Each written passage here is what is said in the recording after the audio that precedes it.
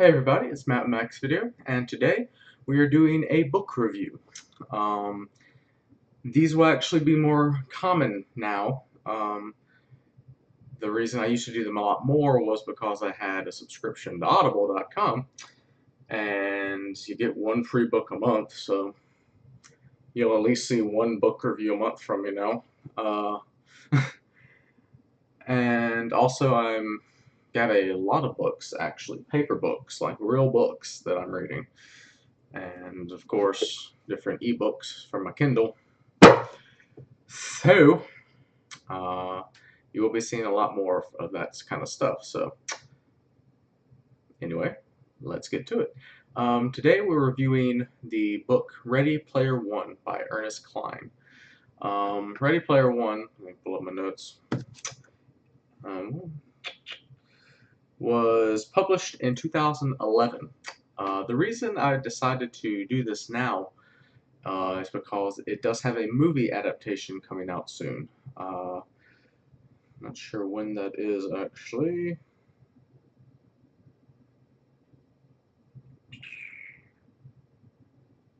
The film adaptation, spring of 2018. So yeah, it has a little while before it comes out, but I figured I'd go and tackle this now, and I do plan on doing the review of the movie when the movie comes out. So, heads up and be aware of that. Uh, so yeah, let's jump into it. Ready Player One is a story. It kind of takes place in a dystopian future of, you know, humanity has exhausted its resources. We've pretty much just destroyed the planet. Ozone's non-existent. Everything's just gone to crap. We're out of fossil fuels. So yeah, but never fear. Technology, of course, continues growing as the time goes by. So at the time of this book, which takes place in 2044, uh, we've a man named Halliday, James Halliday, is a video game designer, and he's created this virtual reality called the Oasis, and literally everybody's in the Oasis. Everything's in the Oasis. Jobs, schools, and within itself, it is an actual game. It is a MMORPG, a virtual MMORPG at that. So yeah, it's essentially become a way for society to escape the fact that the world's gone to crap and we broke everything. Oasis allows us to escape from that. So, uh, the main character is a young man by the name of Wade Watts. He's 17 when we meet him, and he is a huge fan of the Oasis. And at the very beginning, it kind of opens up with a let's kind of jump start to the story. And the creator of the Oasis, James Halliday, has passed away. And he has no living relatives or family members. So everybody was wondering, well, where's his money and fame going to go? He's a billionaire. Where's all that going to go when he dies? Who's going to take over the company? So forth, so on. So when he dies, in his will it states that he has created an Easter egg within the Oasis. For those that don't know, an Easter egg is a hidden something in a game, whether it be an item, a slab of text, so forth, so on. Just something the developers hid within the game to kind of, tip of the hat of good on you for actually being thorough in your explorations of our game. But he hid an Easter egg, and he said whoever finds that Easter egg will inherit my fortune, my company, and everything I own. So, um, but it's not as easy as finding just an Easter egg in any old game. This Easter egg is hidden behind 3 gates that require a key each gate to open them. A copper key, a jade key, and a crystal key to unlock the copper, crystal, and jade and diamond doors. And to acquire each key, you must complete a challenge after you find it. You have to find it within the gigantic world that is the Oasis. Um, then once you have the key, you have to complete a subsequent task within the corresponding gate. Um, well, 5 years pass, nobody finds anything. Not a lick, nothing. Halliday gave a clue as to where to find the copper key, but nobody was able to crack it. Um, and so here comes Wade. Wade is a very impoverished youth.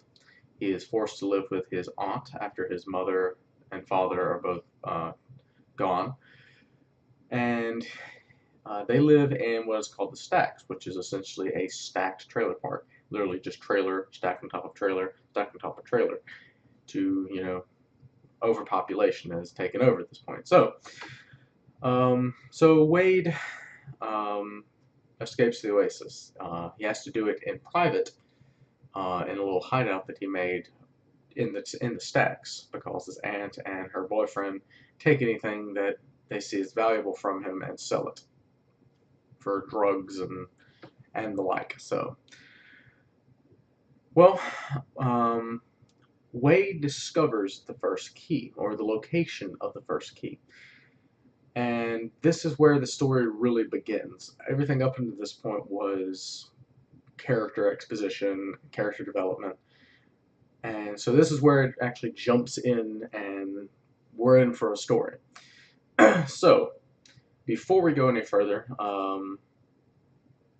spoilers, just a heads up on that. So yeah. Wade discovers that the first key is actually hidden on the one planet that he is able to access in the Oasis, because to travel to different planets in the Oasis, you have to have money, like actual money, to buy in-game currency, and thusly to do everything you need to. Well, he finds out it's there within a cave, and he goes to fight the, I think it was called the Lich. Yeah, the Lich. Because I kept thinking Lich King from WoW. So, and it's not just fight him, he has to play him in a game of Joust, which is a 80s arcade game, because pretty much everything in this story is 80s pop culture. Like 70s and 80s pop culture galore. It's any nerd worth its salt is gonna get a lot of the references. Um, but it kind of catches him off guard. He's a fan of Joust. He knows how to play it. Him and his best friend H, which I will discuss later, played it a lot. So he defeats the Lich after a best 2 out of 3 scenario, and thus obtain the Copper Key. Upon obtaining the Copper Key, another player enters into the cave, coincidentally. And this is a player by the name of Artemis. By the way, Wade's character, his name is Parzival, because, if you've ever played, an MMO, you never use your actual name. It's just, you don't. There's no rule beside that. It's just not what you do. So Artemis comes in, and Wade has a huge cyber crush on her because he reads her blog and so forth. So the fact that she's the one that walks in blows his mind. Like, is just what? And he lies to her, tells her that he did not get the key. She finds out, and thus the full race for the Easter egg is back again. So yeah, that's all the story I'm going to tell you. That's all you need to know from the get-go. If that doesn't get your attention, if that doesn't draw you in, I'm not sure how I can sell it more. So let's go to the characters. We've talked about Wade enough. Artemis. Artemis is one of the two main characters. Wade is the main character, and she's kind of his secondary main character. She is a female player, or her avatar is female, as all you really know from the beginning. And she is a very popular Gunter, which is the term for an Easter egg hunter. And she has a blog that a lot of people read. She's very well known. She's a very high level avatar. Um, so yeah, she's pretty much cyber famous. So, um, and of course, Wade has a crush on her, and she sees him as a friend at the beginning, and eventually some romance does occur there. Um,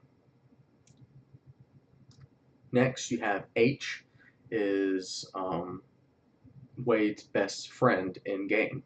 Um, he's a male avatar and a typical guy in the game. He's the top PvP player in the arena within game, so he's also popular. Um, these are your three main characters. You also have Shoto and Daito. They also make up the top five, which are the top five Gunters in game. Um, so yeah, overall, this is a fantastic book. I listened to it on audiobook. It was narrated by Will Wheaton, so definitely check it out. I will leave a link to the description for audible.com.